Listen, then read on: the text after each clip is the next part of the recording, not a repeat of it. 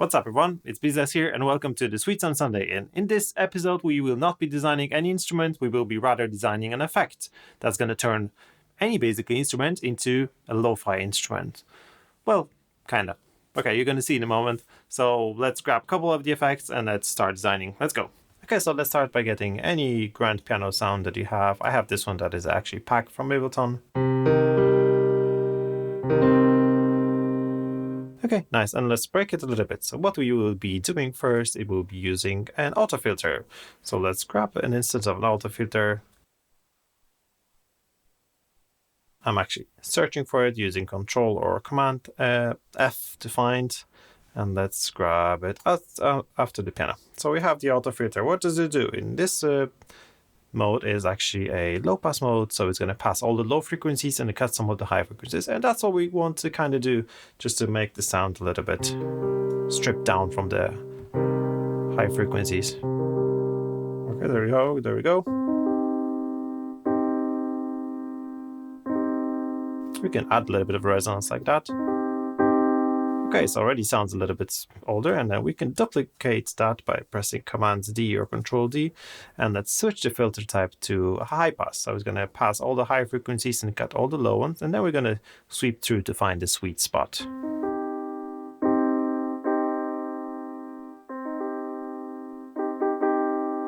Okay, you might say that we might want to probably use a bandpass filter, but not in this case. Actually, I can show you why.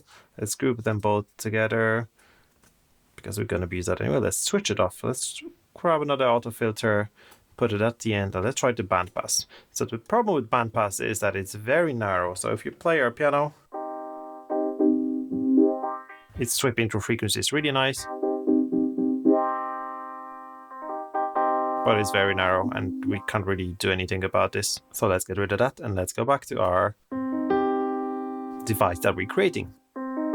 Okay, later we will do some macros just to be able to control that from the side panel or with our MIDI controller.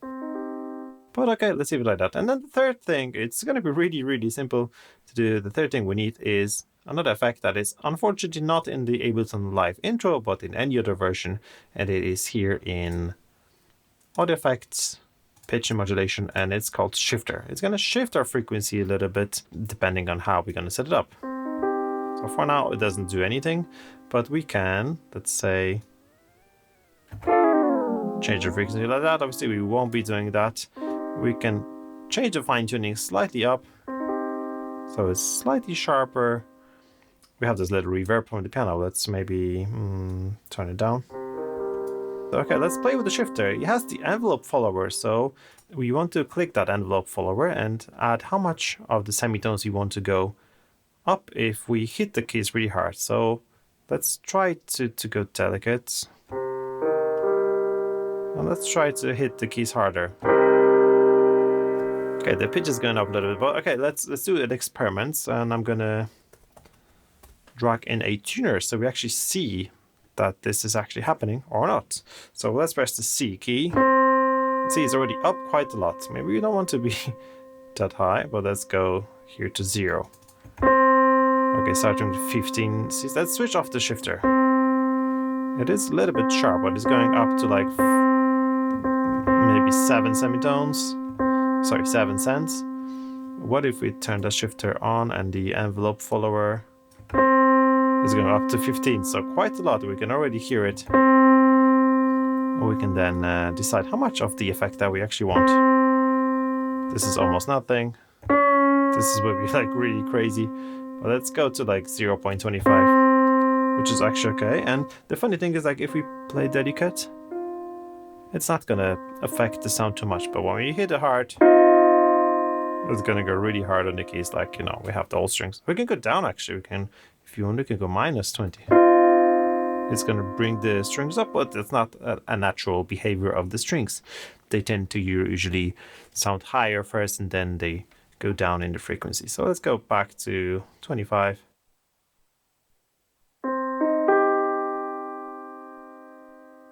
We can add maybe some vinyl cracks. So we have the vinyl distortion here, which is somewhere here.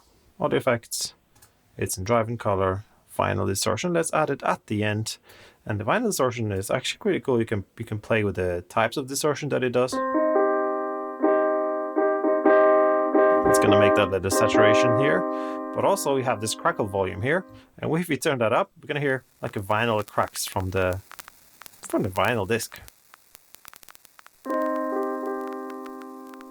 We can add a little bit LFO here to the shifter, and it will shift our frequency.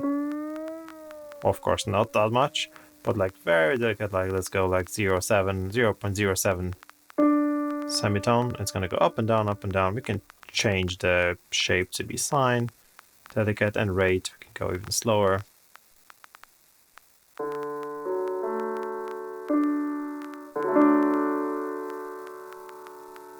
Okay, it already sounds like an old one. It's changing in pitch, but basically only like what, 4 effects. Okay, that sounds good to me. We can add a little bit of the reverb or something like that, so that's fine. Reverb. Ideally, we want to use the Ableton effects, but we can find any other reverb. Okay, let's stop it here, and let's play with it a tiny bit. So let's bring everything down, smaller decay, like a smaller room. Okay.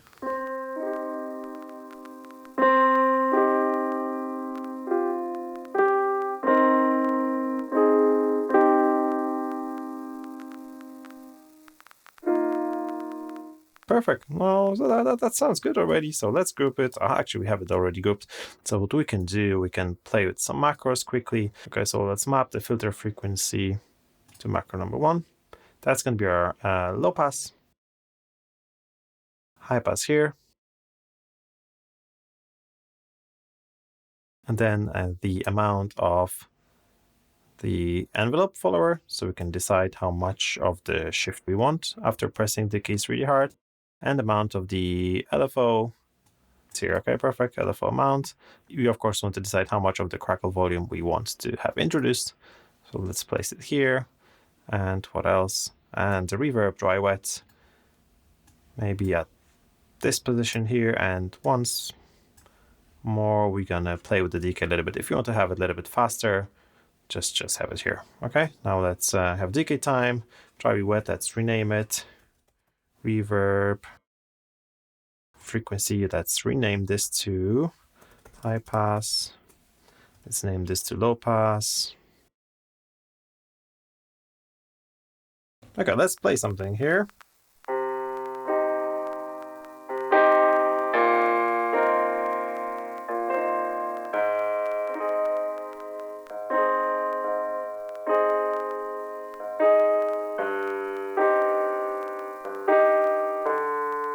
Okay, sounds pretty well to me. And that's our effect done. Okay, as you've seen, very simple, couple of effects. I will include the link to download in the description down below, so you can go follow this and download this device for free and use it as much as you like. Improve it, you can send it back to me. I'll be happy to share with you guys your creations as well. And if you want to learn something more about sound design and create more sounds, check other videos here in this playlist. And that's it from me for today. Thanks so much for watching. See you guys next video. Cheers.